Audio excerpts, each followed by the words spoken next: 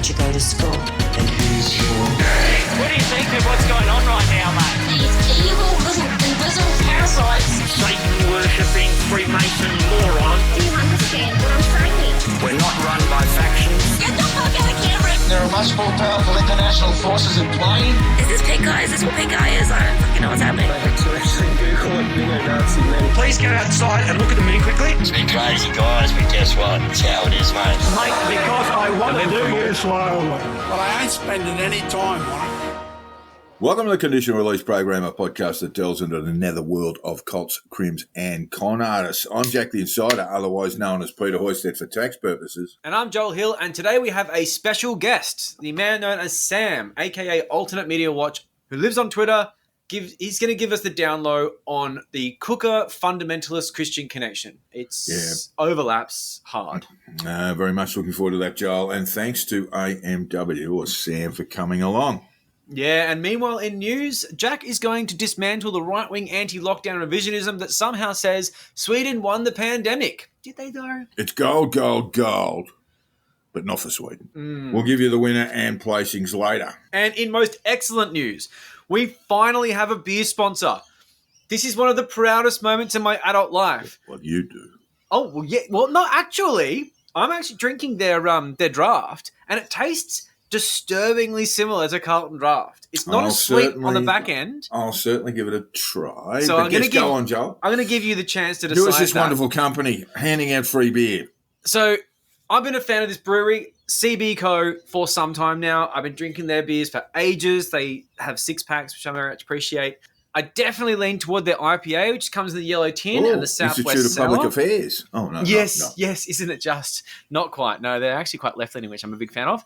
And basically just one of the folks at CB Co reached out last week on Twitter and said that they love the tin cracks and they wanted to be the tin cracks. Oh, they're the tin cracks. I want them to be the tin cracks. So, listeners, I implore you, go out and buy all the CB Co beers your arms can hold, and then some. If you get the chance, swing by their Port Melbourne brewery. My mate Isaac, who is a craft beer wanker of the highest order, he says it's bloody lovely. So if Isaac likes it, and his standards are obnoxiously high, and of course they're sending me delicious free beer, so don't trust me, I'm going to say trust Isaac. He's not being paid to say that it's good. Well, I'm certainly going to give it a go, and you know how deeply opposed to this sort of thing I normally am. It's actually a nice Carlton Draft. It's bizarre. Okay. Yeah, I think you'll like it. I'll try. Like it. Look, while Joel is now getting his beer for free, we'd just like to remind our listeners that this show is also free, but we would love you to throw a few shekels our way so we can keep it coming your way. Yeah, so while the cost of the cans has been a genuine part of the production expense over time, sadly my landlord doesn't take beers as payment, which is a missed opportunity on his stuff. Frank, get your act together. They're delicious. Simply go to patreon.com/the Conditional Release Program, and for as little as $5 a month, you'll have access to all manner of patent content, including a weekly premium episode, Zoom calls, monthly-ish, and just general chats and, stuff. Yeah, so get on that, listeners. Now that Joel is getting his beer for free, we're going to need to pay for his alcohol counselling. Fair. So I reckon just hit him in the head with a hammer until he stops, but I've been shouted down by the naysayers in the psychological community. Yeah, no touching. No touching. No touching. No touching. No touching. No touching. All right, if you insist, Joel. And now we need to get on with the show, and that means it's time for the Conditional Release Program's weekly news.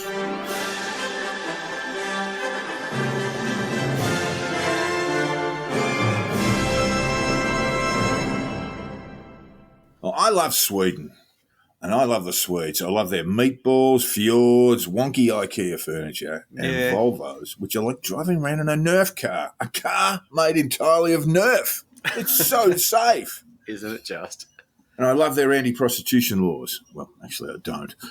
These laws came in the early years of the millennium, which criminalised prostitution, but not the prostitutes, but the Johns who used them. Now they cop a misdemeanor criminal charge if they're discovered in flagrante delicto, so to speak. Well, fair enough, some might say, but these laws have done little but push prostitution in Sweden underground. Ever since these new laws were implemented, Swedish governments, left and right, have contrived with Swedish law enforcement to manipulate crime statistics to make everything look hunky-dory. No. Prostitution is down where once it was going through the roof, mainly because politicians don't want to admit they were wrong. I feel like going through the roof, you could have made a joke about a boner and that, but I'm going to let it pass. Let pass. that go. Yeah. But the telltale signs are there. Rather than having a well-regulated sex industry, sex workers now operate in the shadows. Johns aren't obliged to wear condoms and often insist that they won't. And with that, we see Sweden's HIV/AIDS numbers climb from, they are now at 0.8% of the population, which doesn't sound like much. But while other like countries, other Scandinavians like Denmark and Finland have rates of HIV/AIDS at 0.1. So that's 8 times the rate in Sweden. Yeah. And then there's heightened rates of sex trafficking. Ugh. Women dragged in from Eastern Europe and sometimes the Middle East to work in the illegal sex trade in Sweden. Difficult to measure, but anecdotally it is seen as a growing problem in Sweden where once there wasn't one. Mm-hmm. It's been a complete balls up egged on by moralists, to be frank. So when you say it's a good thing, it's not a good thing at all. It's not been a good thing. No, Criminalising prostitution, regardless of whether you hand the ticket out to the John or to the sex worker. Doesn't end well. Once you start criminalising it, you push it all underground, then it gets really unpleasant. It's going to happen. But look, we're not here to talk about that today. I'm sure we could talk about it for hours. We are here to talk about our love, our genuine love for Sweden and all things Swedish, and acknowledge that our friends on the right, the right-wing commentariat, have found love for Sweden too. Probably said they were communists for some time, but they've come around. To be fair, the right-wing commentariat had a bit of a kiss and cuddle with Sweden in the early days of the pandemic because Sweden did not impose lockdowns on their population. Aww, that's nice. The Swedes did impose some containment and prevention measures, but no lockdowns. People were urged rather than instructed to socially distance, wear masks, and advised not to crowd about, the bars, the pubs. They stayed open. Just don't stand next to each other, you fucking idiots. Yeah. And look, it's sometimes said that the Scandinavians generally have that view that if they receive some advice from government, they tend to follow it. That's right. In Australia, perhaps we don't. Well, I'm Ned not Kelly-ish. I'm not sure that that actually stands up. Sweden's actually got quite a high crime rate at the moment, and lots of tensions around immigrants and refugees. Yeah. So I'm not quite sure that there is that great trust and faith in government that sometimes we associate with Scandinavian countries. Yeah, that's what I've heard. I've heard that there's a general compliance with government advice, which you wouldn't find in places where, things like QAnon thrive. Although I'm sure there's a bunch of Q-pilled idiots in Sweden as well. There'll be a few. Quite a lot in Germany, not far away. Germany and the Netherlands as well. Real fucked up. But anyway, that game of stick finger with the right ended in tears when Sweden started recording very high rates of COVID deaths. Whoops-a-daisy. Aww. So for the record, cumulative COVID deaths in Sweden as of March 21 this year were 23,813. Australia's were at 19,447. But Sweden is a country of 10.42 million people. Australia, rootin' hard, 25.69 million people. That puts Sweden's COVID deaths at, because statistics are relative, 2,257 per million, almost 4 times that of Australia at 743 per million people. There you go. But the rights love affair with Sweden is back on because everyone from the World Health Organization down is now using excess deaths as the best measure of the lethality of the COVID pandemic. Excess deaths, the fucking word of the year. But look, this is pretty funny because the right had once regarded, and in many instances still do, the World Health Organization as run by a bunch of Sinophile, communistic scientists hell-bent on depopulating the world, or scientific communists trying to just shoot the babies with needles or something. But the reasoning is quite sound.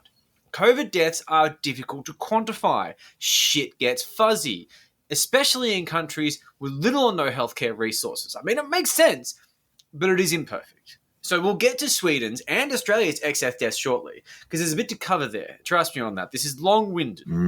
It'll take us a little while, folks, but we need to dismantle some of the stuff that's been put about it's important of late, which just really cherry picks. But the right's renewed romantic entanglement with Sweden comes from a report from the OECD Library, the Organisation for Economic Cooperation and Development, which is an intergovernmental organisation of 38 member countries, including Sweden and Australia. Its Secretary-General is our very own Matthias Cormann. Ooh, really? Yeah, that's right. The 38 countries feature mainly advanced economies, but also include Mexico, Chile, Colombia, Eastern European nations, and all of the Scandinavians. Fuck, I never knew the economic girly man was going to have prospects after that. Well done. Anyway, the report entitled Ready for the Next Crisis, Investing in Health System Reliance is a very worthwhile read, and we'll pop the link up to the report on our Facebook page for those who like to get down into the dirty details. Read it all. Yeah, exactly. Yeah, and you're not being paid for it either, unless Matthias is sending you checks like George Soros sends us. I mean, never mind. The report was released in November with little or no fanfare. Sad, there should have been a parade. But in just the last week, the usual suspects in the op-ed pages have descended upon it, both here and in the US, and hailed Sweden with its no lockdown policy as the winner in pandemic management, which they've been trying to do for fucking ages. The problem is, and there's always a problem, let's not let the right-wing sort of commentariat ever off the hook. The problem is a lot of the data cited around the pandemic and the comparative analysis have been cherry-picked. No surprises there, because a lot of these sort of right-wing commentariat types were opposed to lockdowns. They're desperate for Sweden to be on the right side of history. They were praising Sweden from day one, or they've at least, sort of come back to it, as if to say that we were right all along, even if they sort of didn't back that horse and stuff. Yeah, look, I'm in the commentary business and I know how it works. It's not about being right, it is about being certain. Yes. And so a bit of cherry picking normally goes on. But here we have commentary that appears so far from the conclusions in this report, not to mention the data, that it is doubtful if any of the Sweden-loving commentators have even bothered to read the executive summary. Mm-hmm. Indeed, it would seem someone on the right wrote a piece and then other right-wing commentators came along and read that, and then they started writing their own stuff. But before we get into it, I want to say I am no fan of lockdowns. No one really enjoyed them, unless they're agoraphobics. But in 2020, when we had no vaccines and little science to go on, I accept they were necessary. But later, there was some very heavy-handed stuff going on. Victoria's long lockdown extended until there were zero community transmissions.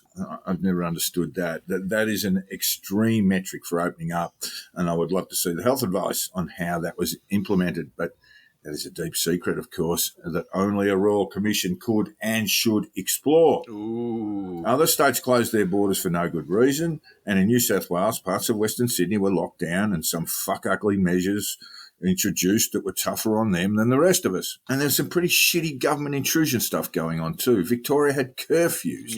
No one on the streets after 11 o'clock. I mean, what the fuck was all that about? Lazy. Other than the wallopers telling the government, if you really want to control the populace, this is the best way to do it. Yeah. And there was other nonsense, closures of playgrounds in public park for reasons that made no sense. That's so true. They made no sense then. I mean, we can do the revisionism, but they actually made no sense then. Yeah, it was pretty dumb. And no one could travel beyond a 5 kilometre radius unless they had a permit. Well, why 5 or not 4 or 6 or 7? Again, what the fuck? Well, to be fair, they were containing people from the northern beaches who are plague rats who should never be allowed past the Spit Bridge. No. Just saying.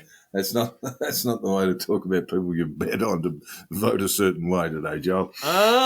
He's giving the cat away. Please, what a Wakehurst independent. Come on, don't vote in those little weird Hitler Youth kids. Anyway, this will be out after, so you'll know whether I ate shit or not. If I did, beers are on me.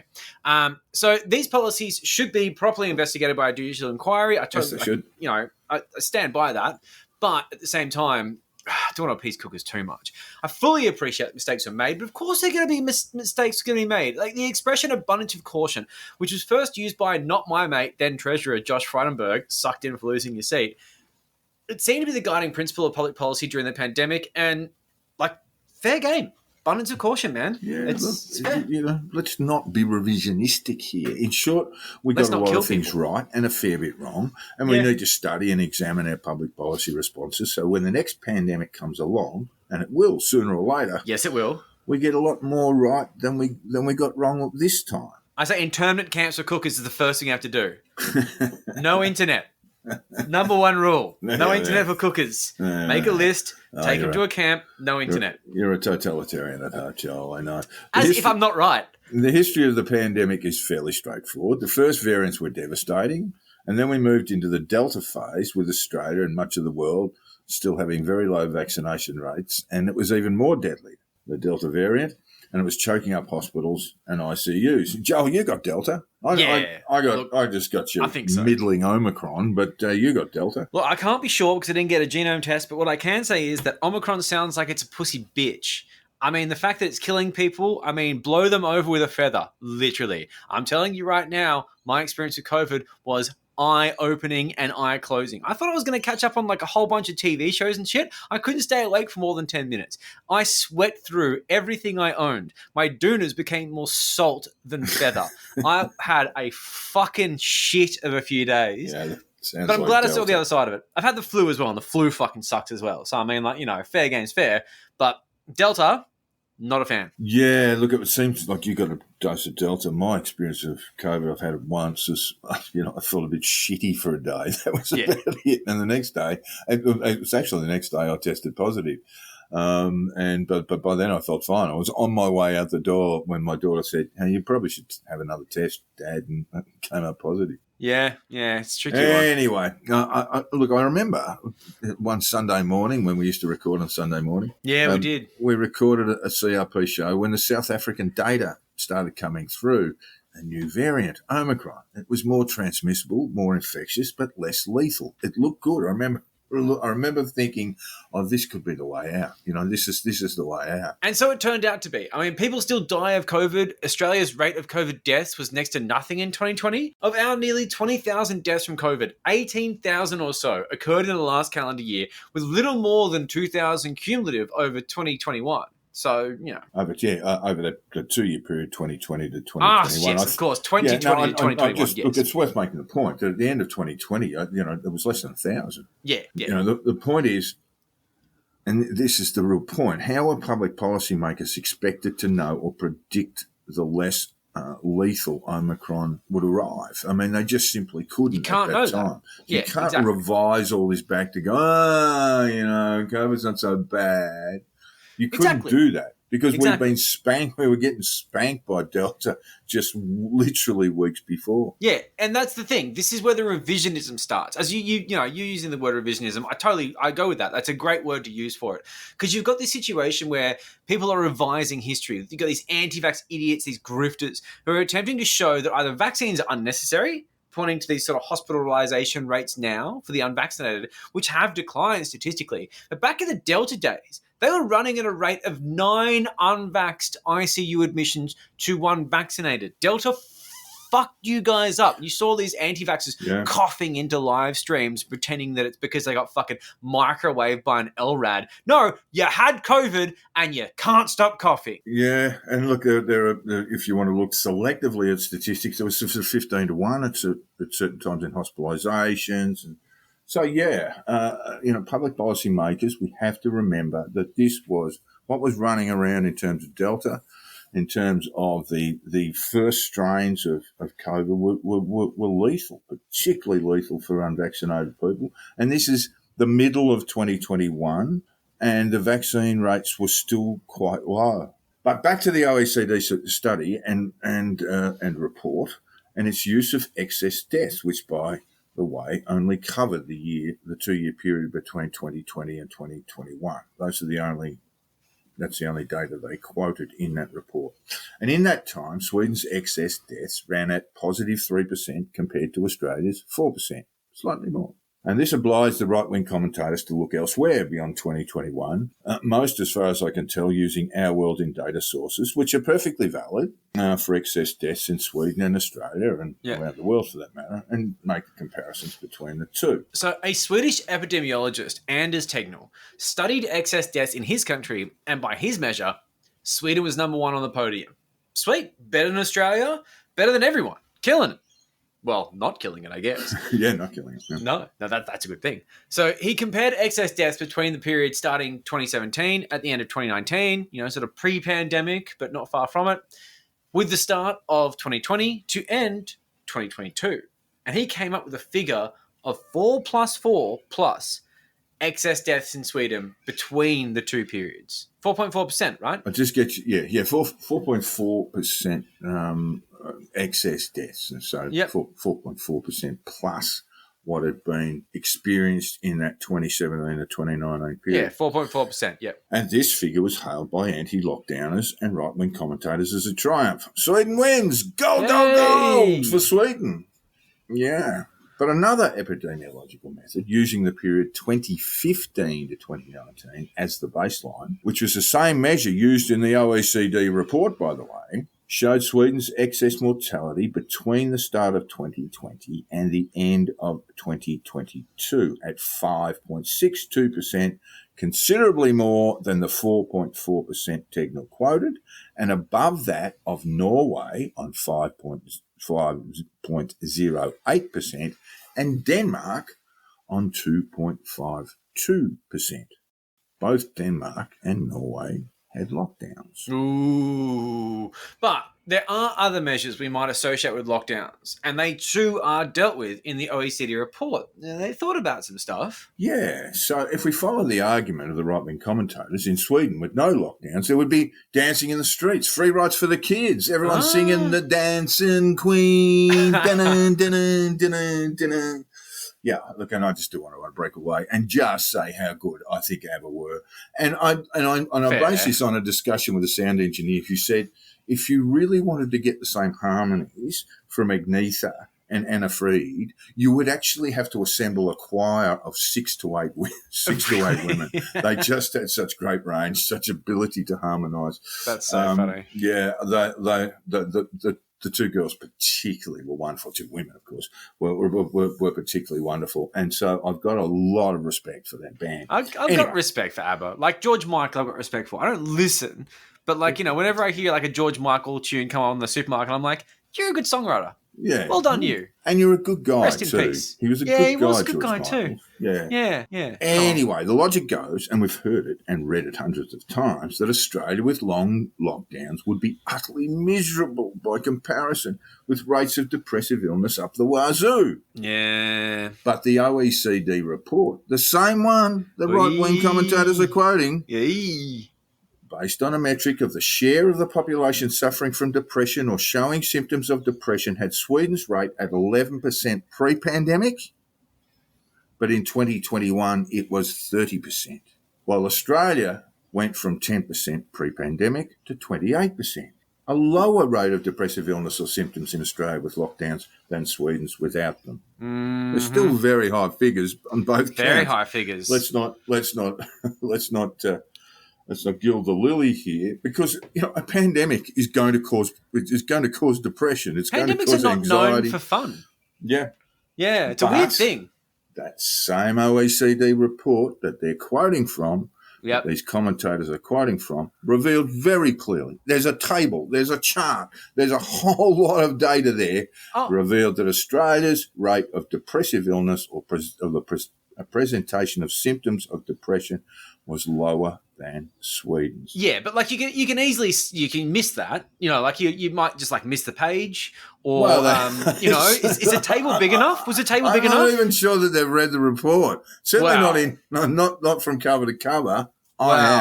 Look, sometimes the tables aren't big enough, okay? So I'm just going to say it's not their fault. I'm standing up for the Bolts of the world who need an advocate in times like this when they're getting called out for their fucking bullshit. There's a great Prime Minister episode where they talk about the preparation of the executive summary of a report, because that's all anyone ever reads. Yeah, exactly.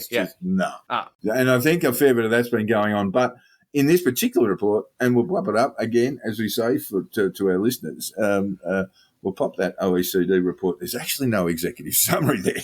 It's just you get straight into the guts. You just got to read the whole thing. Well, I'm sure that table was really small and like wasn't clear and was like really hard to read. But look, they also missed another critical metric. Surprise, surprise. And this one is a classic that the right-wing commentariat love to talk about. Yeah. Economic growth, GDP growth, GDP per capita growth, all the basic metrics they love to flop over. Sometimes I worry that the right has forgotten how to make money. And read. Yes. Too many YouTube videos. Not read a lot. Yeah. Okay, so when we do the comparison here in Australia with lockdowns, GDP per capita per capita grew 8% between 2020 and 2022, while Sweden's rose by only 4%. On just a baseline of GDP growth, Sweden went into recession as Australia did in 2020. Sweden's economy bounced back in 2021 pretty hard with 5% growth. Well done them. Australia's GDP in 2022 was 2.2%, but Sweden's recession, driven by the pandemic, was deeper and longer. There's a lot of data there. And we hope you're hanging in here because this is a bit of a slog, but it's really worth knowing about. We have a bit more to go, but this is a hot topic in the conspiracy universe. And this is clarifying some shit that's going to be bandied about the next while. So listen up, take notes. Yeah, look, it is quite true that Sweden's excess death rate is lower than Australia's now and has been for several months. The last comparable measure of all excess mortality between 2020 and 2022 compared with 2015 and 2019 data, you actually have to have a baseline. You can't say we've got excess deaths. What, compared to what? The 1st century AD. So the 2015 to 2019 is the baseline that the OECD chose, and in that comparison, Sweden's excess mortality was at plus 12%, and Australia's was at plus 10%. Little bit. Sweden wins that one a little bit. Most of that occurring in the year 2022. Look, it's not as if the right-wingers are comparing apples with oranges. They are comparing apples with albino narwhals, and because excess mortality rates are not just driven by the pandemic. This is the problem with the World Health Organization has and explains. Right? There are other influencing factors. It's said Australia has an ageing population problem, but Sweden has 20% of its population aged 65 or more. Yeah. Australia has 16% of its population aged 65 or more. More older people in Sweden. And this may account for Sweden's high rate of COVID deaths, particularly in 2020 and 2021. Might not just be lockdowns, might be no lockdowns. It might just be that they have more older people, therefore older deaths. Yeah. I'm not an epidemiologist. I'm not going to say what's true and what's not, but I'm just going to tell you what the figures are. Yeah. It does have something to do with it. Anyway, another Swedish epidemiologist, Karen Modig, an epidemiologist at Sweden's Karolinska Institute, whose research focuses on ageing population, makes the point about this better than we could. This person is an epidemiologist, and they've said it's very difficult to compare countries, and the longer the pandemic goes on for, the harder it is, because you need a proper baseline, and that baseline depends on what happened before. As soon as you compare between countries, it's more difficult because countries have different trends of mortality. They have different age structures. And in the pandemic, they might have had different seasonal variations. Well, Sweden's in the northern hemisphere. Yes. And Australia's in the southern one. That's right. Yeah, lots going on here. Lots of variables. Exactly. And there are other variants at play too, of course. Sweden's health system is better than ours by any number of widely accepted indices. Norway and South Korea generally sit at the top. Norway, for the most part, number 1. Sweden around 4, and Australia around 10. Yeah, fair. So that's another big thing too. The ability for a health system to respond. Yeah. Norway's the best. South Korea, number 2. And this is just a way, just to break away for a moment. When we look at most data indices around good living, the top 5 countries are generally Scandinavian, with South Korea thrown in, and sometimes Japan. Yeah. Let's be completely fair about this. Sweden did quite well in pandemic management, but better than Australia? Well, that's arguable. But in the metrics established in the OECD report, a report cited selectively by right-wing commentators, Australia performed better. Yep. It was Denmark, with lockdowns, who won the gold medal, to be honest. They had the mix of good factors, Yeah. Whatever the Danish national anthem is, cue it and play it. But that still leaves a mystery of Australia's excess deaths. Try and sort of wade through the morass of that. It's so many variables involved, really. The last published figures by the ABS as of the period November 22 to January 2023 show excess deaths at 22,286 higher than the period of 2015 to 2019. So let's just say there is a rate of excess deaths of 15.1%. for that quarterly period. For that quarterly It period, varies.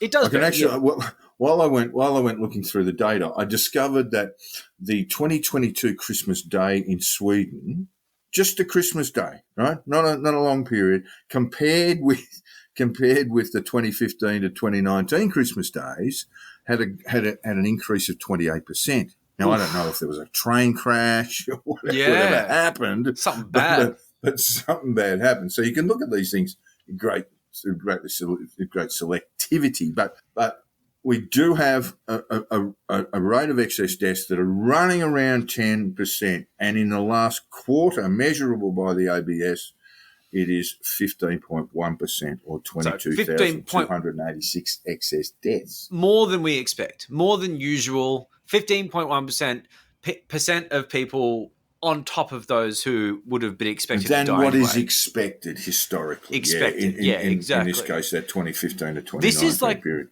This is one of those things where, like, it's a significant number. It's definitely worth noting, but it is falling straight into the hands of anti-vaxxers. Like, Monica Smith's fucking obsessed with it. Ralph Babet, old Zippy's going to bring it into Parliament. He's going to make a whole big deal of it. I think Antic's on board and Rennick's on board as well.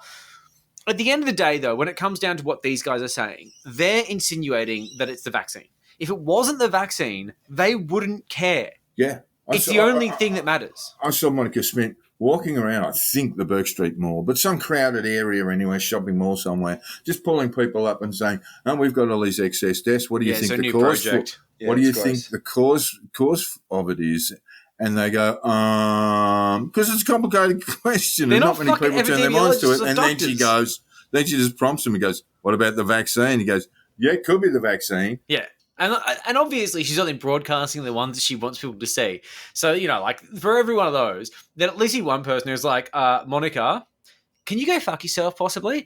And all the, like, imagine getting the blooper reel of that. I would just love to see it. Oh yeah, I mean, I just wish you'd come up to me and go, "Oh, look, so what category are those deaths?" I mean, would you like to go back and have a look at the death rates in 2020 and 2021 when the vaccine rolled out? The vaccine that you actually strongly opposed. Yeah, and of course, filming the entire time, being like, "Oh, just in case you don't capture the footage, I'm going to capture it for you." I'm going to very selectively edit all of this stuff. Because that's the thing, yeah. Like, you know, the whole idea behind all this is the vaccine is either killing us, it's turning us into fucking glow-in-the-dark salamanders with shriveled genitals and no purpose to live, and that's the reason why the suicide rate sometimes goes through the roof, because we've all turned into lizards. I don't know. The problem is it's a dumb narrative. I'm quite looking forward to being, amphibian. It's really going to be fun. Well, look, slither around on Earth and go, maybe a swim. I've heard that it apparently comes with a lot of money and power, according to David Icke. So maybe this is going to work out really well. Yeah. Okay. Yeah. So that's what the anti-vaxxers try and prove. But the truth of it is, no one is quite sure why at this point, because it's just a bit too early. But it is at least in part pandemic related. Not vaccine, pandemic related. Yes. And to shit upon people like Monica Smith from a great height, the data offers us more detail than she would care to contemplate. No, she's not smart. Neither am I, to be fair. In terms of cause of death, and I just want to explain this because this is actually a little bit problematic too, that when we get to cause of death, it will often, the ABS will use a death certificate, which is not always the best means of determining a cause of death. But it's the only one you've got, right? Yeah. Particularly, and the example I might like to give is that someone in an aged care facility, for example, who might have a string of long-term illnesses and issues, and that person passes away, that person may well have passed away due to renal failure. Yeah. But the death certificate might feature something else that might be a cardiovascular disease or something like that. So it's an imperfect system is what I'm saying. Yeah. But in terms of what the ABS has published, the cause of death, the greatest rise in the cause of death is in diabetes. Really? It's at 19%. Fuck. Diabetes. What? Then follows dementia and Alzheimer's at 11.7% increases. Yep, fair. Or an increase. Yep. Dementia and Alzheimer's lumped together. That's sad, but yeah. And we'll just reflect on how that could be vaccine related. Say what? Yeah. The vaccine gave me diabetes. That's insane. That's completely ridiculous. There is no link at all. Even cookers aren't making the link between diabetes and vaccines. Like, I mean, maybe they'll start after this episode, but like, that's the biggest one. Then follows dementia and Alzheimer's, as I say. Deaths by cancer have actually declined in terms of age standardised rates. A little bit higher. Probably the medical science that these people fucking hate so much. But when we look at the statistics, probably it's just a little bit lower. Deaths by cancer, and this is one of the things that was that anti-lockdown people were expecting, and absolute. And look, it is very early. It is very, very early. Yeah. In terms of cancer diagnoses and things like that, but. A lot of the anti-lockdown people were saying that because we were in lockdown, people would develop symptoms that might be cancerous, but they would refrain from going and get tested. Yeah. They would refrain from going and get scanned. They would refrain from going and get blood tested, those sorts of things. Yep, that's a very reasonable thing. And the prediction, therefore, was that our cancer rates would spike. Yep. We did see some of that in the UK. But in Australia... just in the last quarter, deaths by cancer have actually declined in real terms. Good. Deaths by respiratory disease, which includes COVID, have risen only by 5.7%, while strokes are down by 8.7%. Wow. And that's the list. That's what the ABS has given us. Yeah, I'm not holding anything out here. Cardiovascular disease... is not included in the figures. Again, we're dealing with somewhat rubbery sort of figures in terms of cause of death. And we will know more. We will have developed a greater knowledge as we go by. And this is on this 15.1% increase. The previous period was around 12, and it may well settle down. I mean, who knows? It's almost certainly pandemic related to a point.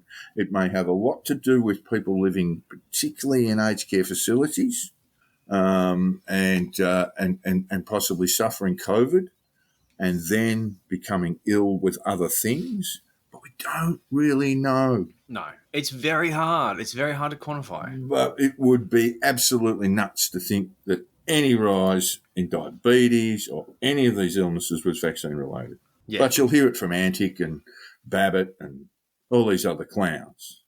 And they just need to be taken down a peg or two because they're either lazy or they're willfully blind. There are no other options. They're either ignoring the facts, that they're either ignoring the statistics or the explanatory notes around statistics, or they're just willfully blind to them. They are willfully ignoring them. Yeah.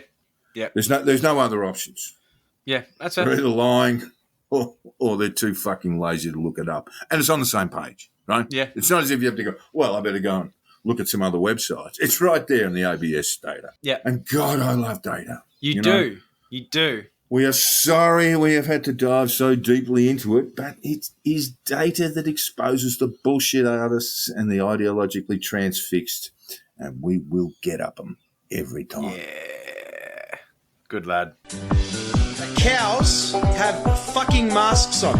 Everybody is up for the high jump if they deserve it. If they deserve to hang, they will hang. Rise up, Australia.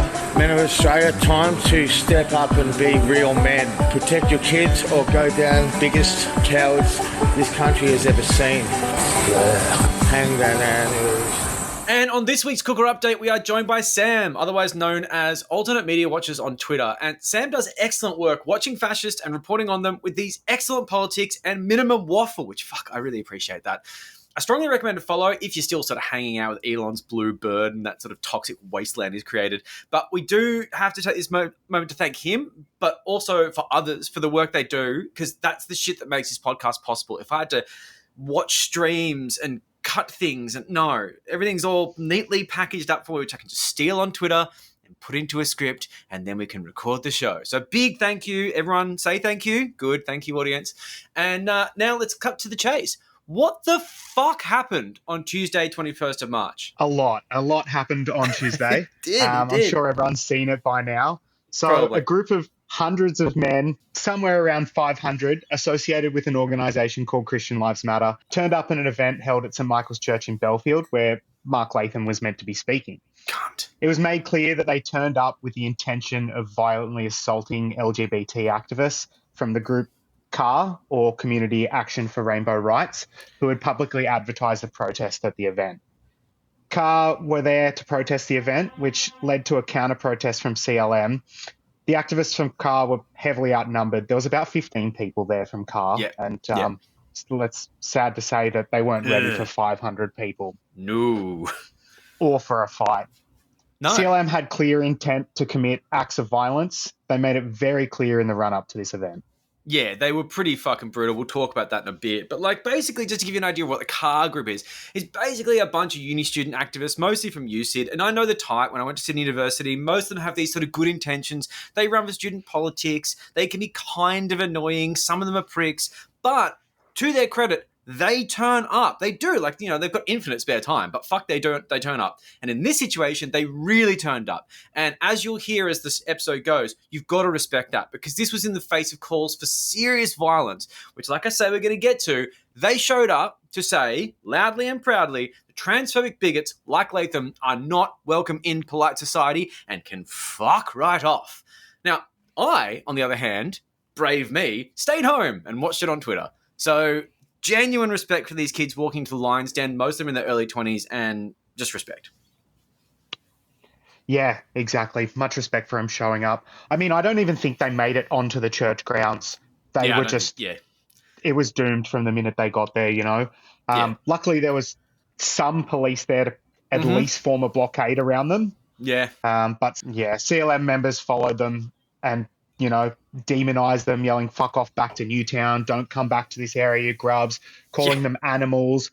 I even saw in one video someone was from the group was trying to calm other people down. There were a couple of members like that saying they've had enough, they're humans, and other people saying, no, they're not, to these poor, you know, like just dehumanizing these people. Fuck. And I mean, the irony is that these bozos were recently in Newtown prattling off prayers on King Street and intimidating diners in the restaurants as protests about a little joke about Jesus that aired on The Project, you know, conveniently at the end of Pride Month, which most locals said, you know, fuck off out of Newtown, leave us alone, including Jenny Long. Yeah, local MP for the Greens, who basically made it very clear on a platform, we don't want you here, which is funny because, like, I guess, are we having postcode wars now? Is this is all right? Yeah, you know, I know. Gonna have to get like 2042 tattooed on my leg or something. The movie Warriors, but like a sad version. Exactly. It's pathetic. And look, I just want to preface this because we get very doomsday-ish on this podcast because we tend to cover the sort of the worst case scenario.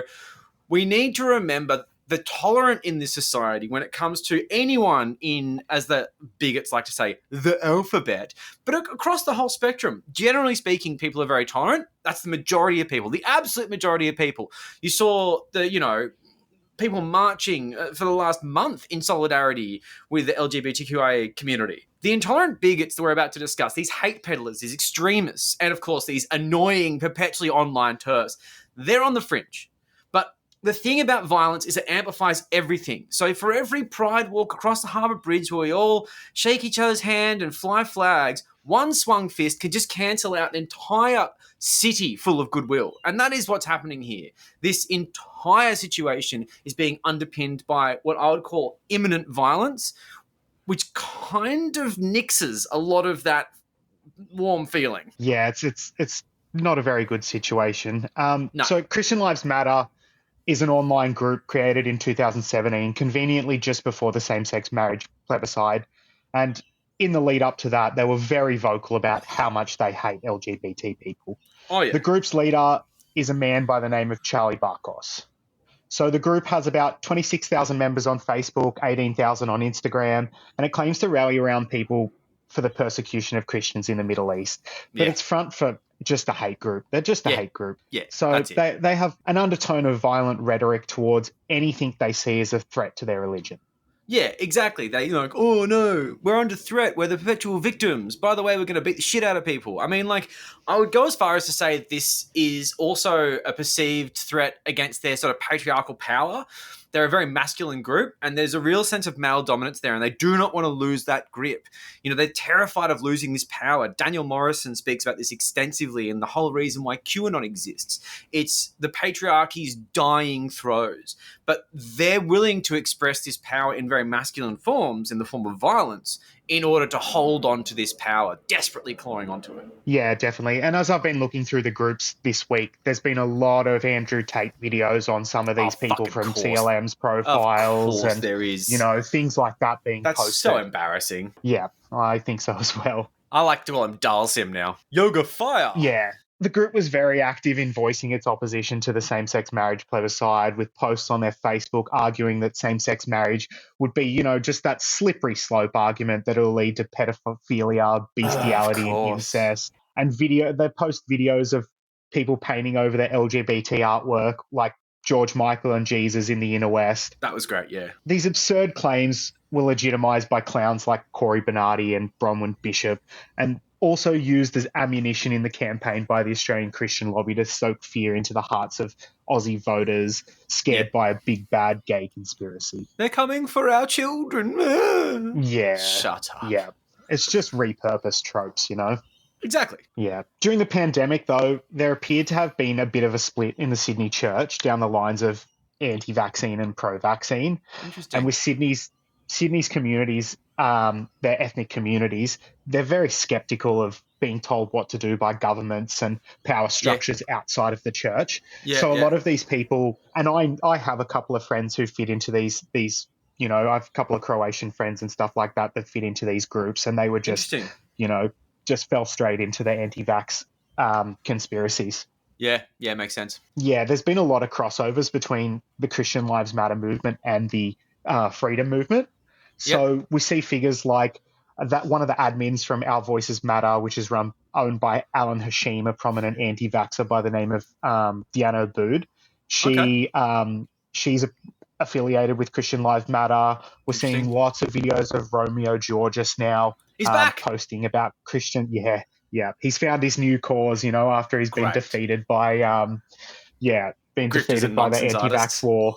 Yeah. I had to laugh. I saw a video of him in one of these CLM affiliated groups the other day where he was like going on about how he played up his role of like being this angry guy because he was told to by big wigs in the movement to garner support, but he's really this calm and calm and normal guy. And then 2 seconds later in this video, he's just spitfying and screaming in the video, it's just hilarious. That's great. So, yeah. So there's other figures like Joel Jamal that's been targeting CLM members. Yeah, eyebrows. Well, eyebrows 1 and eyebrows 2. We've got 2 of them in the anti-vax movement. So he's been targeting like content on Telegram to the CLM people. Okay. We also have Millie Fontana. She attended the Channel 10 protest against the project. Yeah, of course. Yep. And Yusra Rose spoke at the event on the 18th of March, organised by the leader of Stand for Our Children's Future, which is kind of a group affiliated under Christian Lives Matter. Yep. Yeah. So Jamal, Fontana and Rose were all heavily involved in various forms of political organisation during the anti-lockdown movements. Yusra Rose is a right-wing conspiracy theorist who dabbled in anti-5G nonsense as well as being a Muslim activist. She's also being charged with convincing neo-Nazi Sherman Burgess with transferring over to Islam. Oh, she converted him. Oh, that's very funny. Yeah. Nice work. So there's a couple of images of those together, and I think he's spoken about her. So Stand for Our Future's crew are clearly just hardcore Christians, though, It feels like there's a bit of an unholy alliance at the moment between, the religious Christian sect and the religious Muslim sect. There was actually even a fight between the two at the protest on the 18th of March. Ooh, interesting. Spicy. Yeah, so I think it's a bit of an unholy alliance because there's been a bit of trouble there before. Yeah, no pun intended. So the combination of mistrust and being terminally online in these echo chambers propagated by culture war nonsense has radicalized Christian Lives Matters members. Also, their parishes, with the leader of Stand for Our Children's Future, Charlie Talk, attending Christ the Good Church Shepherd, where Murray Emanuel often gives these ludicrous speeches about the pandemic and, the trans agenda and, it's some wild stuff. The gay conspiracy. Yeah. So Charlie Barkos frequents the church St. Michael's Belfield, where we saw the riot, and he's been listed on their Facebook as a speaker of many events.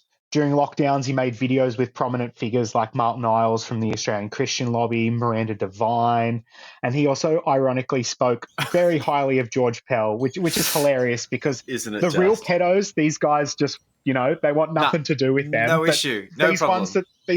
These ones that they invent in their mind, they're just like hell bent and leather on going after, Exactly. It'd be great and hilarious if it wasn't so sad and troubling. Yeah, I know. If it wasn't underpinned with this like doomsday rhetoric that's leading towards violence, there'd almost be some comedy in it, Exactly. I'm finding it so hard to find this funny, which is really annoying because the whole point of the podcast is meant to be funny, but we have to cover this. I mean, it is what it is. So there's another group within Christian Lives Matter called Militus Dei, which vaguely translates to Soldiers of God in Latin. It's a group formerly known as Brothers United in Christ, who have held events linked with former longtime New South Wales parliamentarian and far-right Christian figure Fred Nile. In 2015, they had an event called Holy City March, which was in Belmore Park, against never accepting Sharia law courts and halal food taxes. Which is kind of ironic because this unholy alliance that they've got with, members of the Islamic community against LGBT people. Short memories. Yeah. The enemy of my enemy is my friend. Yeah. The event actually has this disclaimer on it that says, "We will not keep quiet to appease a minority in this country. This is our proud democratic Christian country." And they're talking about Muslims in this sense, so they're always out to demonize someone, this group. Oh, yeah. Oh, they'll horse you back. Don't worry. One of the members of this group, Simon Curry, he posted about the events at St. Michael's Belfield on Tuesday. He's linked back to Christian Lives Matter. He kind of made a post that was being like, "We don't condone violences, but ... and then went on to excuse and justify. But. Yeah. So one of the men who was arrested with incitement for Tuesday was a man by the name of Christian Sukar, who posted a video stating that anyone who wanted to go pray with Charlie Barkos, the leader of CLM, could go and pray, while the real men would wait for members of CAR, and he encouraged people to drag them out by their hair. Fucked up. Yeah. Sukar actually said that, and this is just one of those things where it's like, they weasel around the idea of violent intent. It can be absolutely squared up. When he said this on a video posted to social media. Michaels, if you're going down tomorrow to see the protesters, there is only one way. And that way is to grab them and you drag them by their fucking hair and you fucking get them out of there. If you want to go pray the rosary, you take Charlie Beckles with you and you go to St. Charbel's and pray the rosary there. You go pray the rosary there. To the real boys, to the real motherfucking G's. You go there tomorrow and you fucking shake them up and you drag them by their fucking head and you remove them from St. Michael's Belfield. Time to rise. Time to let them know where we stand. That's the only answer I've got for you. Peace be with you tomorrow at St. Michael's. The 7:30. But is that what Jesus would do, mate? What would Jesus do? Probably not that, you reckon? But just imagine saying with a straight face, "Peace be with you," after inciting that kind of violence. And this is just one of those real previews into this cracked alternative reality their brains live in. Oh yeah, peace be with you, by the way. Smash those cunts. Oh yeah, they've definitely started to believe some very strange things. Fucking so wild. Christian Sukar, he's been a member of Christian Lives Matter since September 2021, and he was the brave soul who was videoed intimidating people while removing ribbons at the gates of St. Mary's Cathedral that the church had agreed to leave up during George Pell's funeral to represent the victims of institutional child sexual abuse at the hands of the Catholic Church. So while CLM have used the sort of weaponized concept of grooming against trans people, which is a bit of a social media trope that's ended up touching grass for a very sad reason, they sort of, they push the idea of pedophilia in the trans community, but they're literally out there simping for an actual pedophile protector. He actively protected pedophiles so they could continue perpetrating upon children. And of course, let's not forget, it was quashed by the High Court, but he's an alleged actual pedophile as well. So this is the thing they do while making violent threats to people who they are just baselessly accusing of interfering with children because they're trans or because they're gay or because they're different. You can't make this shit up. But it's completely unsurprising to see people on the right creating these kind of narratives in their brain to justify their bigotry. They're bigots first, and then they're fan fiction writers to justify it. And this is the thing they do while exercising this wild hypocrisy, which on face value is completely absurd, to maintain this sort of purity of their group, their religion, and their greater movement. Oh, man, I'm against pedos. Congratulations. Everyone's against pedos, except for pedos, you fucking mutant. God damn. Yeah, irony is truly dead. Just dead, yeah. You actually support Pell, who was helping kiddie fiddlers fiddle kids across many years, hundreds of victims, and now you're getting angry at a few people with a different gender identity than you're comfortable with. I can't fucking deal with this shit. Anyway, it is what it is.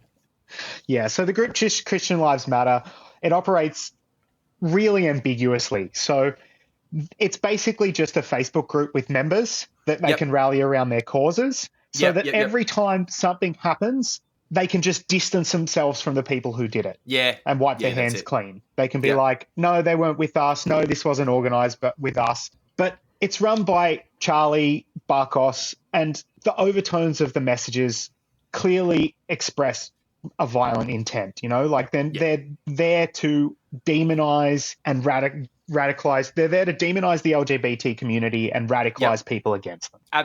Absolutely. Yeah, it's completely fucked up. Yeah. So we've seen since Tuesday Charlie Barkos telling the Sydney Morning Herald that he didn't know 90% of the members who were at 90% of the people who were at the attack at St. Michael's. The only issue with this, though, is I've been identifying a couple of the members that were there and stuff, and they're all members of the Facebook page. Yeah, so he's lying, basically. Well, let's not say he's lying. Let's say that it's looking like on the face that he might not be telling the truth. Yeah, so it's just set up so that he can wipe his hands clean of any responsibility, That's what it sounds like. Yeah, that's pretty grumpy. Yeah.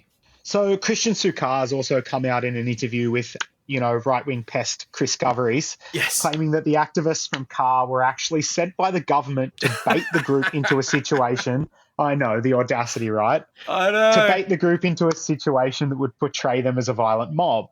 Yeah. This was part of his little post-protest apology tour that Chris has been on to help Christian Lives Matter. So they both sat down with a straight face discussing what is absolutely a cooked conspiracy theory. Yeah, the government sent the Antifas. Yeah. So this is the depth of their paranoia. Yeah. They simply can't handle reality. They need to create these narratives. So he's also feigned this tone of responsibility, by saying that they would be happy to sit down and talk with the members of CAR and people from the LGBT community. But his demands are to keep from pushing this made-up agenda onto people like himself and his children. And you just can't sit down and discuss a made-up agenda. Exactly, it is. It's all fucking made up. It's one of those things where you can't disprove a negative. And this is one of those sort of basic tenets of disinformation, where if someone comes up and does this thing, it's a classic sort of atheist thing. We're like, okay, cool. Well, there's a flying spaghetti monster in the sky. Disprove it. And you can't. You cannot disprove there is a flying spaghetti monster in the sky.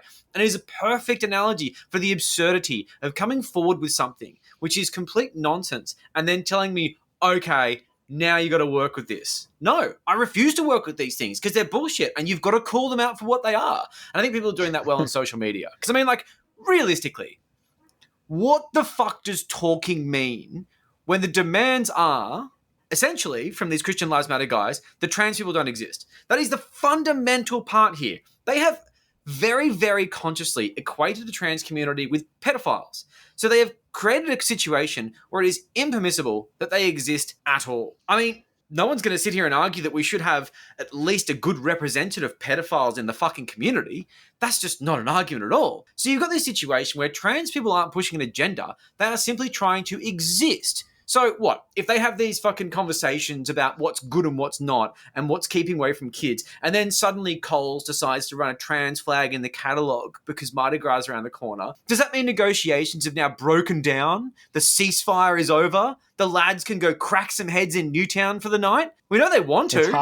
It's hard to rationalize with irrational people. Exactly. They're like, it's ridiculous. But the thing that's really fucked about this is that generally speaking, when you have these sort of like, negotiations, bad faith is just annoying. But in this situation, with this kind of militaristic tone, it's not annoying, it's alarming. I mean, like, it's really quite scary the way this has been jacked up to 11 by these fucking steroid munching fucks who are desperate to take their small ball anger out on anyone who can't fight back at them. It's fucking disgusting. But anyway, let's pivot back to Chris Coveries, because this is the funny part of the whole situation. So he got into a bit of a spot of trouble with the lads at the Latham event in Belfield, didn't he? Yeah, he sure did. So yes, he did. These communities, these Western Sydney communities are very distrusting of outsiders, and Chris has got this false sense of security from his time videoing the protest movements, especially those around the freedom movement. Very different. And Chris went into the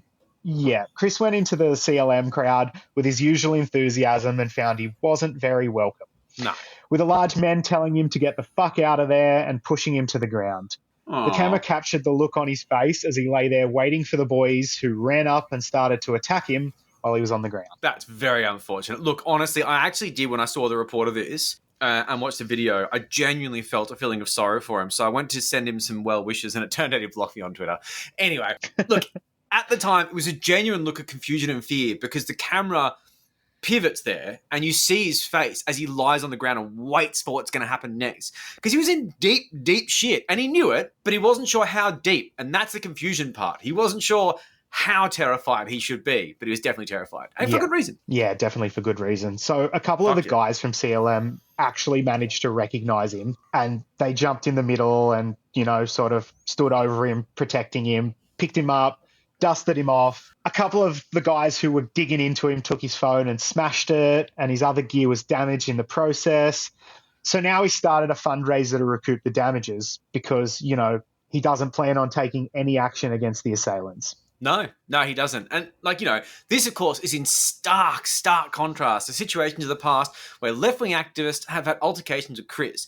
I mean, nothing even close to this. One activist that we know, who I don't want to sort of, bring up too much, spat on Chris, which was bad. I do not endorse that in any way, shape, or form. I think it was out of order, but to a certain extent provoked, but I still won't stand by it. The thing is after that, Chris made a statement and had them charged for the offence. So he's pushed to the ground in this situation. His gear is smashed intentionally. He's almost beaten to a hospital-grade pulp. And what does he do? He does an apology tour. No shit. He actually starts doing interview after interview, sucking up to the people who wanted to beat the shit out of him. Mostly for the sake of making content, because he knows that the protest movement he covers are pivoting towards this religious extremism and anti-trans agenda, which happens to suit a bit of his personal politics, if what I believe. Yes. So it gives him a source of content to continue his hobby as a content creator. Absolutely. Initially, Chris's statement was vague about who attacked him, which implied at face value that it was the trans right activists that were behind it, and he was saved by Christian Lives Matter. Yeah. But after a bit of pressure on Twitter from, a few people and one of our own sauce, he posted a bit of a correction. But the fact that he made this vague, real shuffle away from his attempt to be a neutral, objective journalist and towards being another Rukshan-style mouthpiece for the right was a bit funny. Clear. Yeah, it was funny. Yeah. I mean, he also posted this meandering video. I mean, you posted the relevant clip, which I really appreciate, because I'm not going to watch the fucking content. He's just there. He's filming himself, doing this sort of stream of consciousness, and he's repeated the claim that the two sides needed dialogue, which, of course, as we said, it's disingenuous when one side believes the other side should not exist. So where is the middle ground here, Chris? I mean, as you retweeted, once again, most of this is based on your work. That's why I grabbed you in. I'm like, dude, I'm just going to rip you off. I may as well get you to come in and actually do this with me. So someone named Syrian summed it up really nicely in a reply on your tweet, which just simply said, there is no middle ground with people who want to exterminate you. And like I say, the trans rights activists, I'm not sure if that's even the right term, but I'm going to go with it, fucking whatever. They don't have demands. Everything here is defensive. There's no sword. It's just shield. Yeah, all they want is to just exist, to be left alone to exist. Exactly. It's fine. You're a girl. Get over it. Yeah. So Chris has been doing this apology tour to become best mates with the people that wanted to beat the shit out of him. It's likely that they've attacked him because they thought he was part of the LGBT protesters at the event. And it's quite likely the only reason he was saved was because people there, namely Christian Sukar, recognized he wasn't. Yeah. So we can only imagine what would have happened to him if, someone didn't actually identify that he wasn't with the people that this mob was looking to, violently assault. Yeah. If he wasn't mates. Yeah. Yeah. So a pedophile protector in their minds is, validation for violence. And I mean, most of us would agree that pedophiles are fair game for violence. Nobody likes a kiddie fiddler. So if you want to beat someone half to death, just visualize them as pedos. Problem solved. Yeah. I mean, he's lucky he got out of there in one piece. Yeah, I saw a hospital in that situation, and he is lucky. He's very lucky. I dread to think what would happen if they thought he was trans actors, because, like you say, they just equate them to pedophiles because they're fucking basic and stupid, and they want an excuse to execute violence. But anyway, look, as a side note, while Stockholm Syndrome has been thoroughly debunked, and if you want to know more about that, my sister's book explains that in detail. It's called See What You Made Me Do. It's available in all good bookstores. Please go and buy it. But this does feel like that idea of Stockholm Syndrome. So, he's threatened with extreme violence, then he's spared by his assailants from further violence, and now he's simping for them in this series of pointless videos that appeal to their call for some kind of midpoint. A midpoint that, as I've said 1,000 times now, doesn't exist. Nope, not at all. No. So there is a little tiny shred of comedy about this. So while Chris has been doing his apology tour, Mark Latham has come out and said that Chris was with the trans rights activists, which is hilarious because if anyone knows Chris, he's not. No, he really isn't. So Latham tweeted, the setup is becoming clearer by the hour. The Alphabet protesters have had their own cameraman present in Belfield last night, who is now shopping footage around media for free. A working journo would be charging for it, of course. Another example of lefty political scamming. So, of course, the cameraman in question was Chris. And this is hilarious. Yeah. Because it would take 3 minutes of research to realize that Chris isn't even close to an ally with the trans community or the gay community or even just the left in general.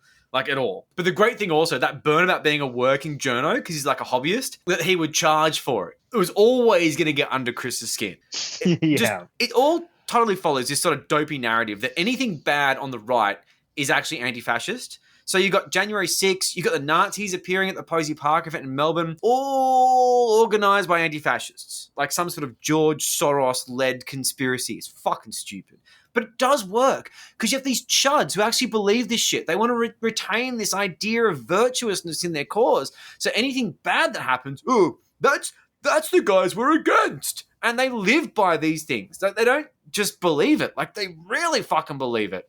So never want to miss a chance to get some attention by being cringe as fuck. Chris responded by claiming that Latham had cancelled him. So he tweeted, I'm cancelled by @Real Mark Latham on @Chris Smith on air. The Rainbow group, they brought with them their own camera person. Honorary Antifa Rainbow membership achieved. Yeah, okay, cool. They shot that around free of charge to TV stations. License my work, Corbo freeloaders. @9 News Sydney. I guess he's got a bit of a chip on his shoulder with them. He wasn't a working journalist trying to make an income. Sky News Australia. They run so much of my footage every week without pay, credit, or calling me. They should just rename their channel Chris Coveries by Sky News. And then he went on this whole long, boring waffle about how Latham should know who he is because they've met before, blah, blah, blah. And he's not wrong, to be fair. He just could have said it in like 3 characters. But fucking Elon Musk has made it so you can have giant tweets and he's paying him money. So like he just got these long-winded diatribes that no one wants to fucking look through. Anyway, look, it reminds me of this time, some time ago when we were starting out the podcast, when QAnon was big, that Lynn Wood, the lunatic attorney from South Carolina who got way into Q shit around the peak of the pandemic and basically ruined his life around it. He said that the Q shaman, who was at the time facing charges for being a participant in January 6th, was Antifa as well. So when Linwood was on Twitter, which didn't last forever and he hasn't come back yet because his life has been ruined, he tweeted this alongside a picture of the Q shaman. Indisputable photographic evidence that Antifa violently broke into Congress today. And the poor old Q shaman, he's looking at actual jail time. And he responded with this. I am not Antifa or BLM. I am a QAnon and digital soldier. My name is Jake and I marched with the police and fought against BLM and Antifa in Phoenix. And I've never stopped loving that tweet. I just find it so fucking funny.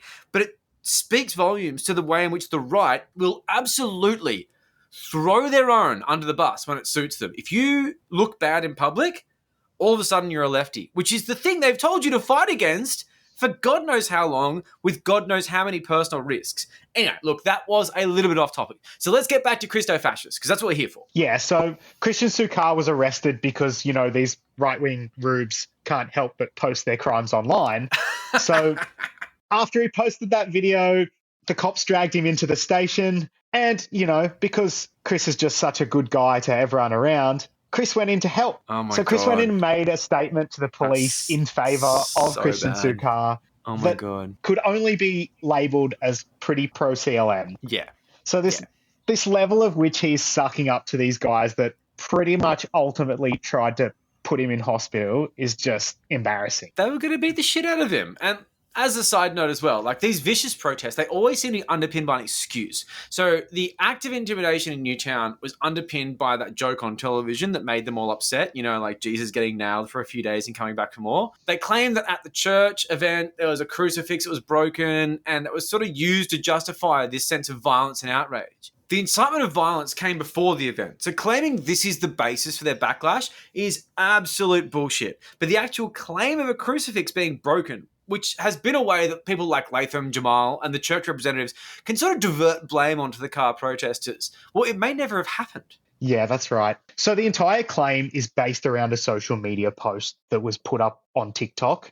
So the person who put up this post responded saying they snapped a cross, and whilst apparently fearing for their lives, they decided to further taunt us with signs demeaning us as a group. Someone then responded to that saying, "Where's the video?"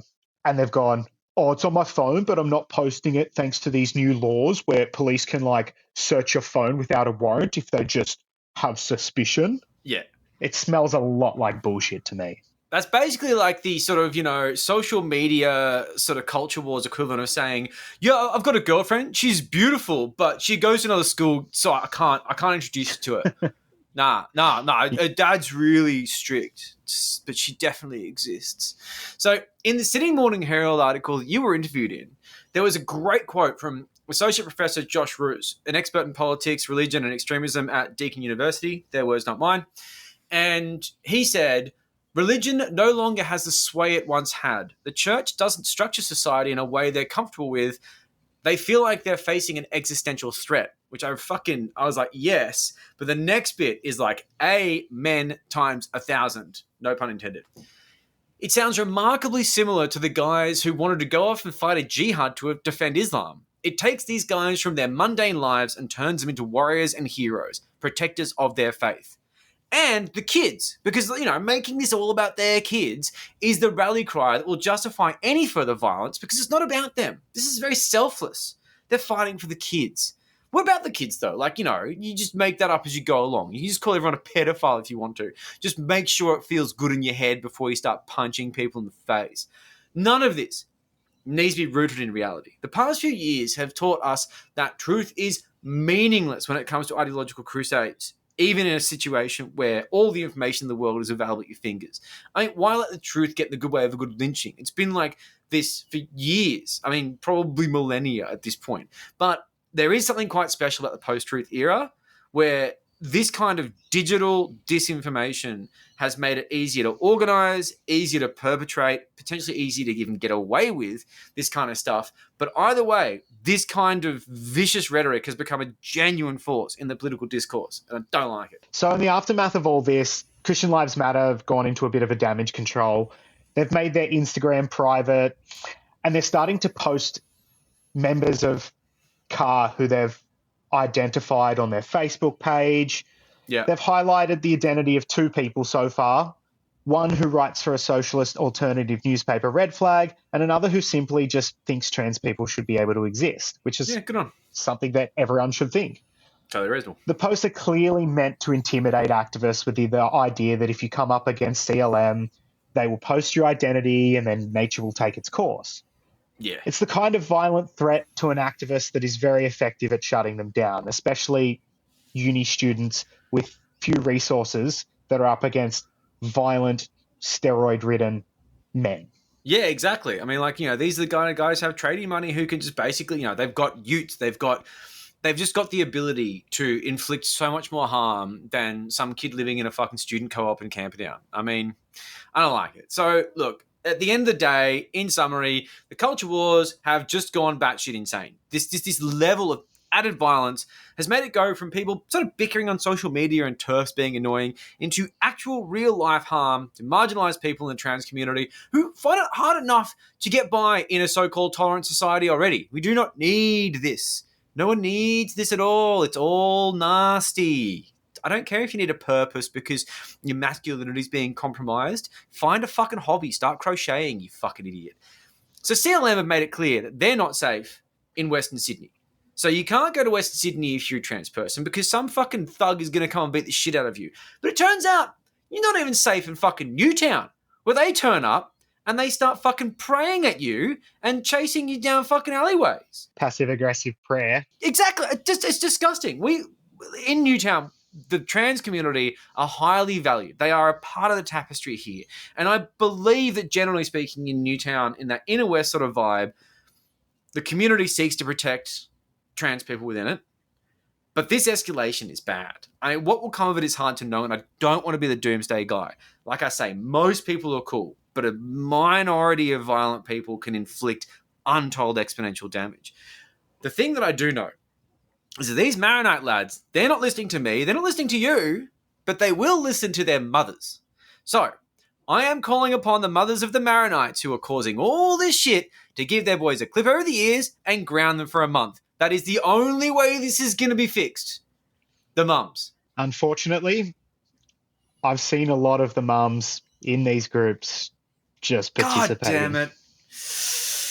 Well, I guess you have no hope. Well, let's see what happens. But for the time being, we're going to keep an eye on it. Sam's going to keep an eye on it, and we'll keep an eye on it, and we'll all just hope this kind of blows over. But I don't know. Something tells me it's going to be a while before that happens. Yeah, I agree. Thanks for coming on, mate. No worries. Thank you. We fired you, we sacked you, we dismissed you as what? As garbage, because that's all you are. You're a criminal, you're a traitor, and you're going to the biggest barbecue in history. So from Christmas dinner to you are the dinner. Thank you, that's what I'll go with. Whether it's here or abroad, you can bet SovCits have been out there SovCitting. That's what they'd love to do. I mean, we'd love to give you an update on Theresa Van Leishout, Wayne Glue, or the recently coronated Prince Kristen MacDonald, self-appointed Lord of the Abrahalos Islands. Is that how you say it? Abrahalos. Yeah, Abrahalos? not quite sure. Abracadabra? Like Abracadabra Islands. I'm going with that. I can name it because I'm a prince too. In Western Australia, the just secede. But these idiots choke up already choked up courts and verdicts, and that almost always consigns these clowns to a van down by the river forever. Yeah, they do take a long, long time. So, as we record this, it's election day in New South Wales. Joel, like an idiot, votes on election day because he is terminally addicted to mystery meat packed into a condom served on a slice of bread. Well, I breezed into a pre-poll booth on Friday evening, told a One Nation kiddie to get fucked, and then popped the numbers in the boxes and was out in 3 minutes flat. Just as a side note, democracy sausages are a fucking lie. My stepbrother, he sent me a message showing me the beautiful, amazing Inner West democracy sausage menu that he had. I go to polling places. I am not offered a sausage or a lamington. I just basically get harassed by people until I go in there and number 96 boxes and walk the fuck out. There was one, I think it was in Glebe, that I looked at in the federal election. They were selling, sausage on a baguette with, This one had halloumi. All that sort of stuff, caramelised, and they're like $14. They had a great one about the pokey policy where it was just, you can give us $50 and you'll go home with nothing, but it goes to the school. Yeah. Yeah, I don't think that's going to fix too many problem gamblers just quietly. It's probably just going to, if worst case scenario, be another 50 that they're behind the. Exactly. Another 50 they need to scam off their family to get ahead. Yeah, the halloumi and egg roll was called How Newtown Are You? Oh, yeah. Yeah, that's very Newtown. It's very Newtown, isn't it? Yeah. Look, listeners outside the great state of New South Wales may be unaware of the size of the upper house ballot paper, known as the tablecloth. Ice is big. And peering at it yesterday, I noticed on the far right-hand side the U, ungrouped independents, right on the other side of the tablecloth, where the names Bozzy R and Graham D appeared at the top. D for dick. The ballot is so cumbersome to fill out in one of those tiny little boos, and the allocator preferential system is so complex. I doubt Graham, who I refuse to call Guru, because in this country, sir, you don't get to give yourself a nickname. That's right. I'll call you by your surname or a nickname I come up with. I'm thinking Old Scroat. Old Scroat's good. Scroat Graham. Scroat chin's bit too long. Old Scroat's good. But Old Scroat Graham and Ricky Bozzy aren't really sovereign citizens. True. They say the term is an oxymoron, and believe me, they know morons. Yeah, takes one to know one. Old Scroat Graham has been a card-carrying moron since he popped out of his Mars vag and lit up a Winnie Blue on the operating table. Yeah, see, a discerning gentleman would have had a Marlboro Red. Yeah. So Ricky, he won't get more than a fraction of 1% of the vote, while the Scroat will be fucking flat out getting a cricket team together from the clowns who voted for him. I mean, really, who's voting below the line for that fucking moron? Can't wait to find out. But there is much going on SovCit-wise around the world. Oh. And those who have delved into the world of SovCits will know it started and continues to be a con driven by really bad advice that a SovCit has two personas, one the physical, the other a straw man who can rack up debt, tell a tax man to get fucked, engage people in contracts they've never actually met, then sue them for not meeting their obligations that the SovCits made up. Silence is acceptance in this parallel universe that doesn't exist. You didn't say nothing, so the contract exists. It's always been a grift, in other words. Shooting cops is just a sideline. Hey, it was my straw man who shot the joint up with that AR-15. Oh, yeah, that's my go-to defense. And the grift is real for all our Estonian listeners this weekend. Are there any? I don't know.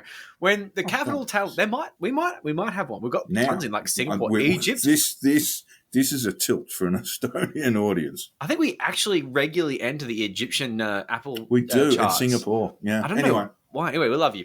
Tallinn hosts the inaugural Freedom Business Summit. Yeah. Freedom. I think you've got to say it. Freedom Business Summit. Yeah, of course, yeah. Where budding SovCits in attendance can. Take it away, Joel. Okay, this is going to suck to read. Connect with like-minded sovereign individuals, entrepreneurs, investors, global citizen experts. What is a global citizen expert? I thought they hate globalists. As long as they're not Jewish, I guess it's fine.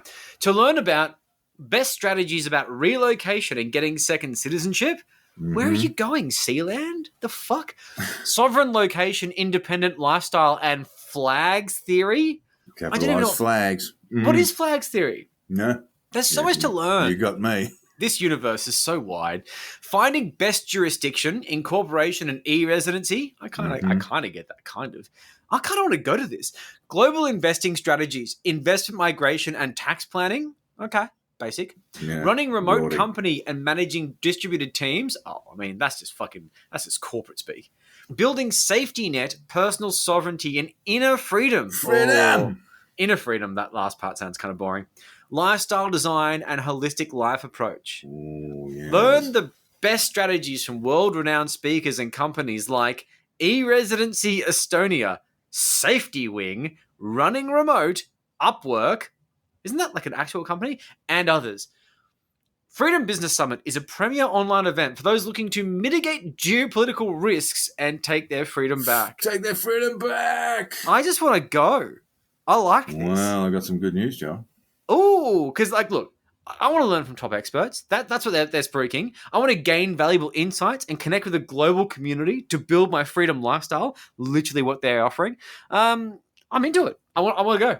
Top experts. Not named. We haven't got any names. No. But they are top experts. Trust me, bro. Well, why didn't you say? In my mind, I'm already in Tallinn having a splash in the Baltic before heading off to the Freedom Business Summit to learn everything about committing fraud, tax evasion, and maybe do a bit of firearms training if my straw man comes across some coppers. Oh, yeah. Well, my AR-15 has way too many bullets in it. Look, The good news, Jack, is it's actually a virtual summit, and you can watch it from your own home. So I might actually join this shit show. I just hope it's not too expensive. Be still, my beating heart. You mean I can learn all about investment, migration, e-residency, and flag theory by just handing over my credit card numbers to a friendly Estonian man named Sergey who promises to write but never does? Bad boyfriend. Bad boyfriend. The only thing that could be better is if the Sydney Caravan and Camping Holiday Super Show was on at the same time, which sadly it isn't, not until next month. Oh. Maybe I can still shell out what's left of my money, and let's face it, there won't be much. And I'll be living in a van down by the river in next to no time. Top experts will tell you how.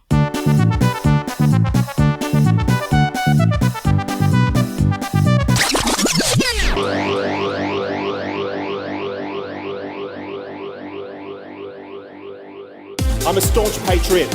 I love our country. I love our freedoms. I love that in Australia you can be anything that you want to be. There is nothing and no one stopping you from achieving your hopes, your aspirations, and your dreams. It has been a huge week in Pete Evans, with the conspiratorial crypto chef getting very excited about the recent Bitcoin rally on the back of good old-fashioned right-wing paranoia about the economy. Oh, bless you. So predictable. They used to buy gold and throw it under their bed, clank, clank, but now they buy that funny money you can buy drugs and kids with, which is much better. Much better. Much, much better. But as Churchill said, never let a good crisis go to waste. So the conspiracy theorist Pete follows, which now includes Elon fucking Musk. Oh, he loves Elon. He loves Elon. Just bizarre. You want to give him one. They've decided that all the banks are about to collapse and that Bitcoin is the savior of the financial system. It's not, though. That's a bad take, and this is not financial advice. Don't do that. Please don't go to the bank first thing Monday morning and say, give me the cash, I don't want the office furniture. Several Bitcoins, please. You could start a depression. Yeah, it's not good. So El Salvador did try this, by the way. President Nayib Bukele of El Salvador, who calls himself, quote, the world's coolest dictator. Ooh. I know. I mean, I learned all this from Pete's Telegram. Has made it compulsory for businesses to accept Bitcoin as currency. They even made a government app for it called the Chivo wallet. Chivo is slang for cool. He's a cool dictator. It's the cool wallet for the cool dictator. And this is basically to trade Bitcoins for dollars without transaction fees, which implies that the government's actually absorbing the transaction fees because they exist. Don't you fucking worry about that. Yeah. Now, look, geez, Pete, mate, forcing people to use Bitcoins, isn't that more like the things you bitch about when it comes to fiat currency? We've established you don't actually know what fiat currency is, despite posting about it all the time. But being forced to use it, the US petrodollar, maybe actually, no, you never talk about the US petrodollar because you're actually too basic to understand it. Anyway, that's fine. It's the one consistent thing about Pete. It's his complete inconsistency. He doesn't really know what he's talking about, but he has such confidence in those dreamy eyes. And that craggy face. Anyway, so Pete's got it into his head that the once impending, now lapsed Tuesday Trump arrest was all about a distraction from the banking collapse. The banking collapse, the one we all know about. See, it's all because of Hunter Biden doing dodgy shit. And the horrific train crash in East Palestine, Ohio, which led to a devastating chemical leak which surrounded the town with this awful, deadly substance. There's a bank run right there. Yeah, that's the reason why this is all happening. They need a distraction from all of these things. No. See, that's conspiracy land. In reality, it was about fundraising. Yay. I mean, look, if you want to be pedantic about it, and I do, the banking collapse isn't a banking collapse. It was a bank collapse. The Silicon Valley Bank. The dude bros made some bets and they didn't pay out. And now the people have to pay them to go away. And the only reason this could happen was because of Trump-era deregulation policies. A plus B equals C. Yes and no. Certainly Trump did deregulate the banks, but to smaller banks and reduce their prudential requirements. Essentially what they've been doing is buying bonds, right? Like banks buy bonds and the smaller banks are more exposed. They buy bonds, but the bonds are being chewed up by inflation. That's essentially what's going on with these smaller banks. We don't have these issues in Australia because the prudential requirements around the big banks, it's enormous. Exactly. And they come with government guarantees. Yeah. So we don't have the problems. But around the world, and particularly in the United States, and we've also seen Credit Suisse go down. I mean, a business that was worth $80 billion last year has been sold for $4 billion. Yeah, They that is were a big one. losing deposits at a rate of $4 billion a day. Oof. We might cover Credit Suisse at some point because I think there's something to talk about on that. Please, listeners, don't walk into the bank and say, I want cash. I will not accept the office furniture in lieu of payment. You will start a depression. Well, I mean, look, when it comes down to it, if you do that at CBA, they won't blink.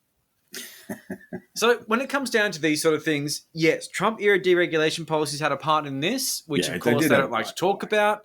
But Hunter Biden doing dodgy shit, no one fucking cares about that. No. No one cares. It's not relevant. Jared Kushner got literal billions from the Saudis for doing dodgy shit when he was actually working in the White House and no one cares. He doesn't certainly talk about that. No. Well, Pete doesn't either, I suspect. No, it's so bizarre that Pete just never mentions that. Never mentions it. Really fun, but he loves talking about Hunter Biden, who never occupied a place in the White House. Weird. Wonder why. Tucker Carlson. The train crash in Ohio can be linked to deregulation measures implemented by dun-dun-dun-dun. So, actually, hold on. Fuck, I've got a real lapse of memory. Who's that guy that likes walking in on teenagers getting changed in rooms? Teenage girls, you mean? Teenage girls. Yeah, I'm not sure if he really discerns. Who's the guy who wants to fuck his daughter? Who's that guy? Who's that guy? Yeah. Is it?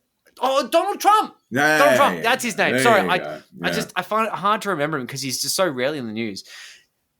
They rolled back a fucking train brake rule at the behest of the railroad industry, and also hazardous material regulations watered them down too. And as a result, derailments have gone up. Uh-oh.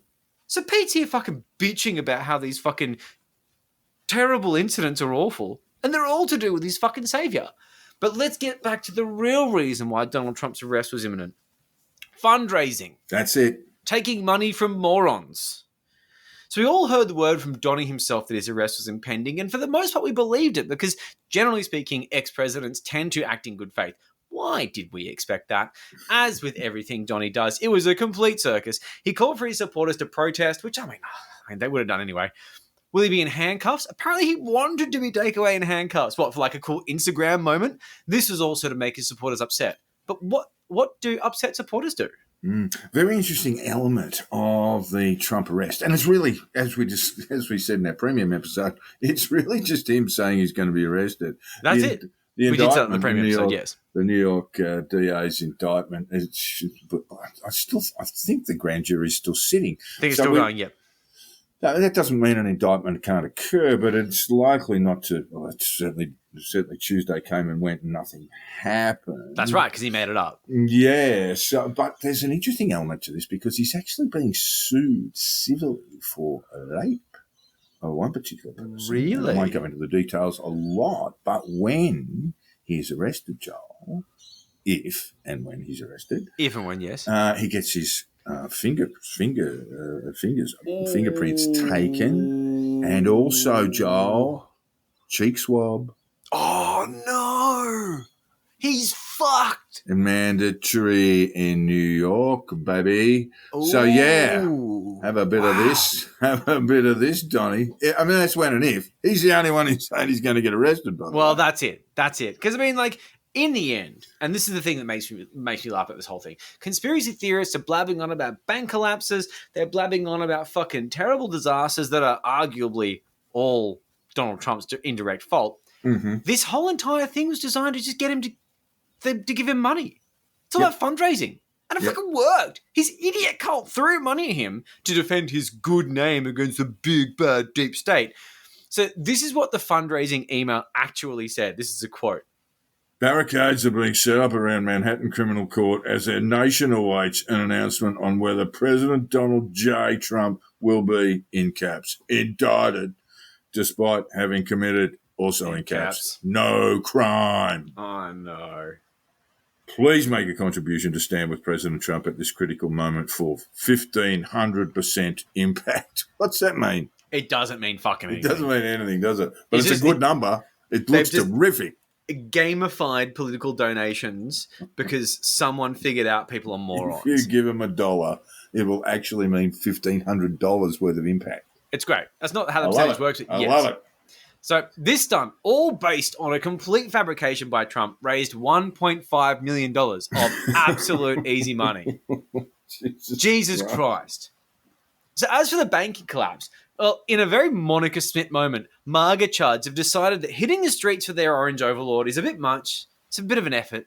You know, the diabetes is really kicking in. They don't really want to work down those calories. So they're just planning a run on the banks. So yes, a bunch of dipshits in Q merchandise have been hitting up ATMs to withdraw their money to stick it to the banking system. Take that, capitalism. I mean... yeah. Well, I hate socialism, but I'm sure something capitalism. I'm not sure. Russians, tell me what to think. So one genius on Twitter named Crypto Polka came up with this. No, there will be no violence. If Trump gets arrested, they are planning to pull their money out of the banking system. You will see a bank run of mass proportions. It won't take much right now to crash the entire monetary system. Okay. Yeah, that's dumb. And then there was a response to that which said this. I absolutely, in caps, am going to take every penny out of my local bank when this travesty occurs. Make sure to tell me your address and where you're keeping it when you do that. It's part of the social contract with the Trump organization. My straw man with my AR-15 might pop around.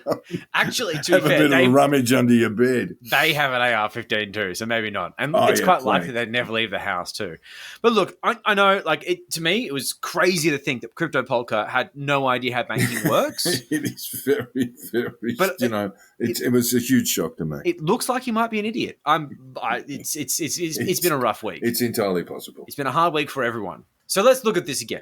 Pete sees that Trump is being arrested for a crime. Instead of looking at the fact that Trump misappropriated funds to give hush money to a porn star he fucked on the sly, he decided to follow a conspiracy narrative that gives him the story he wants to hear.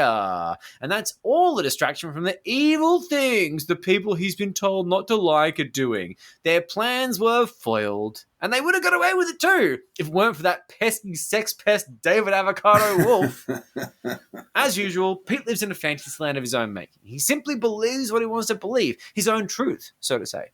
It's just bizarre that the truth he wants to believe is that a New York real estate con man off television who inherited his wealth, who fucks around with his wife and gets horny around teenagers, is one of the greatest men in history. And he will believe almost anything that supports this wild concept that underpins his bigoted, angry worldview. Bizarre. Now, speaking of bizarre, Zippy has not been idle. His Twitter has been bizarre.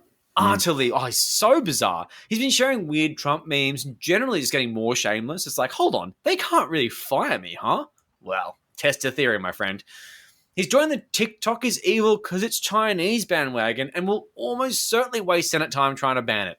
I'm okay with this because I hate TikTok, but it's not very free to me, is it? No, banning things generally not free to me. Yeah, banning. Yeah, book burning and stuff like that. So he recently went on an excursion to a shooting range. We had a bit of a crack at a pistol. I'm so proud of him. It's beautiful. He posted this alongside the two photos. Just before we get on to that, Joel, I think, if you were the sort of gun expert handing the shooter to Zippy, you'd go, so point that away from your face. Oh, no, there was no bullets in that gun, I fucking assure you. I absolutely assure you. Even though an unloaded gun like that tends to be cocked back, you can easily take the bullets out and cock it. This is the Zipster on Twitter. That was unloaded. Having a chat to Senator Hanson at the gun range. Had a great time shooting some targets. Senator Hanson is actually a pretty good shot. Well, she sent a couple of blokes over to organise a bit of NRA money, didn't she? Yeah, we'll get to that. We will get to that. Mm-hmm. So the two photos, one of him sitting at the range being reasonably normal. He has got rolled up sleeves, which is, I guess, that's what you expect from this. Because he's such a hard worker, Joel. Yeah, well, yeah, exactly. He's rolling up his sleeves, not because he's just a weird guy who buys shirts from Connor. The other is a photo of himself holding a gun, wearing his sunnies, no ear protection, which speaks volumes to whether that gun was loaded or not, and a pistol, trying to look badass with a really badly photoshopped, very low resolution Australian flag in the background, with this sort of white halo around him. It's very 1993, and it's cringe as fuck. I'm imagining that he paid Ruction to do this, probably taxpayers' money. It's an absolute shambles of a shot and just embarrassing content. I will give it to this, though. I'll give this Zippy. He didn't have his finger on the trigger while posing for the vanity shot. Oh. Something tells me he would have if there wasn't someone in the background yelling out, "Take your finger off the trigger!" Because he's not a smart man. I don't, you know. But I'll give him respect about his trigger discipline. It was there. Yeah, well done. But let's face it, Zippy is the reason why we have gun laws. He is pretty much the poster boy for why gun laws are a good idea. And I love shooting, and I hate the licensing process. I don't have one right now, and I'd love to have one. I fully support the process because Zippy exists. Well, they're not going to hand out. You're living in the Sydney CBD. What do you need a fucking shotgun for, buddy? Nah, we're getting a pistol license. I like shooting pistols. But let's face it, I went to the States and they just basically said, give me $50 in your passport and I'm going to give you a gun and a bunch of rounds. Good luck. The States are great.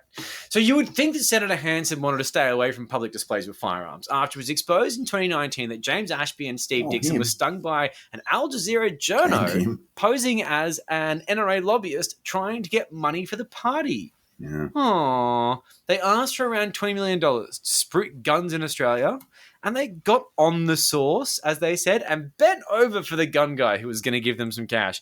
Amazing. So amazing that she would allow this massive reminder of that actual scandal to be posted around social media to make Babet look cool. To me, like, they were actually filmed at a strip club. I don't know if you remember this. Yeah. They were at a strip club, and to me, the greatest scandal was Steve Dixon poking $1 notes into strippers' bras. I mean, $1? What? Come on, mate. Not in this economy. Mate. You can do better than that. So when that scandal broke out, the official statement from One Nation read this. It is understood One Nation was targeted because of its strong approach to reducing immigration numbers and a travel ban on countries with terrorism links. Yeah, no, you were targeted because you're stupid and your voters are stupid and you do absolutely no due diligence when openly discussing matters of state. So Zippy is going over to the US this year. And I just fucking dread to think what he's going to say to people over there in meetings. If he has access to high-level people, he's probably going to lie his way into some strong meetings. What's he going to fucking say? I just hope we find out because it's just going to make this segment really easy to write. Yeah, well, he could be sitting in a lot of lobbies too for a long time. I think that's going to be the case. You have been listening to the Conditional Release Program with your host, Jack the Insider and Joel Hill. Jack can be found on Twitter on @JackTheInsider and Joel on @CrunchyMoses with AK. Set up a Facebook page you can find fairly easily. If you enjoyed the episode, please share it widely on social media or just tell your friends about it. Write it on napkins. Spray paint it in bathrooms. Yes. And we have a Patreon, as we said at the front of the show, to help keep this sustainable. It's bloody time consuming and we still have to pay rent. Help keep the lights on, please, people. Yes, the landlord hasn't changed his mind. For as little as $5 a month, you'll have access to all sorts of bonus content, including a weekly premium episode. And we try and make it worth your while. It's usually like some pretty good shit. We do. We sort of freestyle a bit. And finally, yes, we do. We do enjoy that. There's more swearing. Finally, all feedback, tips, and death threats should be sent to the Conditional Release Program @gmail.com.